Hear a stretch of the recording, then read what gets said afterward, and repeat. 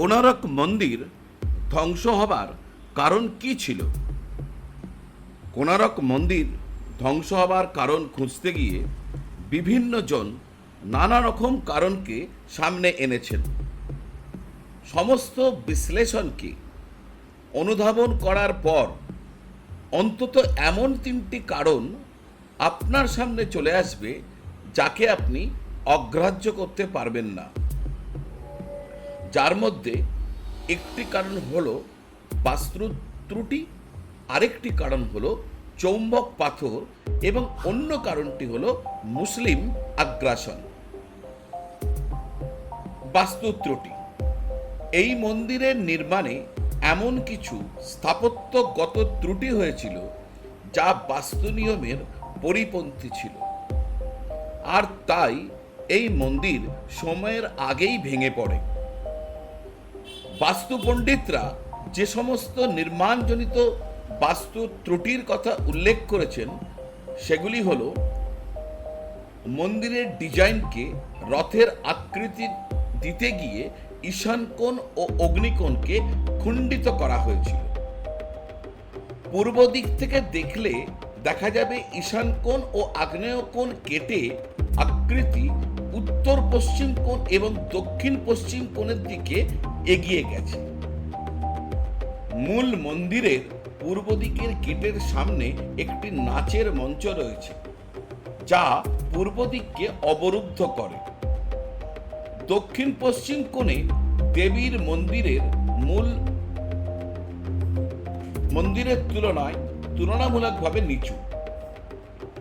দক্ষিণ পশ্চিমে মায়াদেবীর মন্দির আরো নিচু।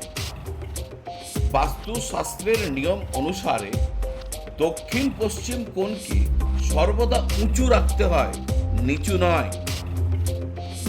দক্ষিণ পূর্ব এলাকায় একটি বিশাল কূপ অবস্থিত। বাস্তুর দক্ষিণ পূর্ব কোণ হলো অগ্নিকোণ।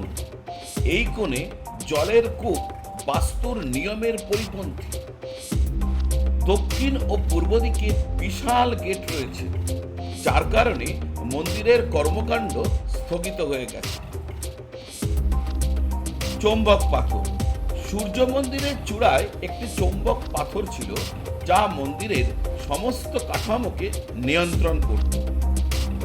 কিন্তু চৌম্বক পাথরের চৌম্বকীয় আকর্ষণের কারণে কোণারকের সমুদ্রের মধ্যে দিয়ে যাওয়া জাহাজগুলি মন্দিরের দিকে টেনে চলে আসত, ফলে তাদের যাতায়াতের ক্ষেত্রে ব্যাপক ক্ষতি হতো। এই চৌম্বক পাথরের কারণে জাহাজের চৌম্বকীয় নেভিগেশন যন্ত্র সঠিক দিক নির্দেশ করতে পারত না, তাই তাদের জাহাজ বাঁচাতে মুসলিম নাবিকরা এই পাথরটি বের করে নিয়েছিল। এই পাথরটি মন্দিরের কেন্দ্রীয় পাথর হিসাবে ভারসাম্য রক্ষার জন্য মন্দিরের চূড়াতে স্থাপন করা হয়েছিল, যার কারণে মন্দিরের দেয়াল ও কাঠামোর মধ্যে ভারসাম্য বজায় ছিল। এই চৌম্বক পাথর সরিয়ে দেবার পর মন্দিরের দেয়ালগুলি তাদের ভারসাম্য হারিয়ে ফেলে এবং ফলস্বরূপ ধসে পড়ে। কিন্তু এই ঘটনার কোনো ঐতিহাসিক বিবরণ নেই, কিংবা এই ধরনের কোনো চৌম্বক কেন্দ্রীয় পাথরের অস্তিত্বের কোনো বর্ণনাও নেই। এই বিবরণ লোকমুখে প্রচারিত হয়ে আসছে। কালাপাহাড়। উড়িষ্যার ইতিহাস অনুসারে 1508 সালে কালাপাহাড় এখানে আক্রমণ করে কোণারক মন্দির সহ উড়িষ্যার অনেক হিন্দু মন্দির ধ্বংস করে।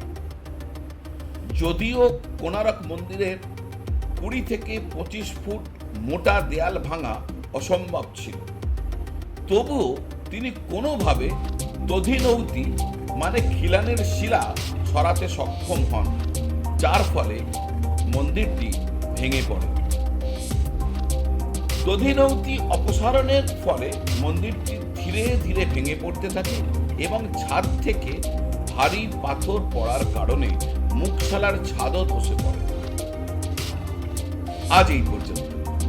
নানা রকম তথ্য ও তথ্য সমৃদ্ধ এই চ্যানেলটি এখনো সাবস্ক্রাইব না করে থাকলে সাবস্ক্রাইব করে বেল আইকন প্রেস করে দেবেন। উপস্থাপনা সঠিক থাকলে শেয়ার করবেন, লাইক করবেন ও কমেন্ট করবেন। সকলে খুব খুব ভালো থাকুন, সকলকে খুব ভালো রাখুন। নমস্কার।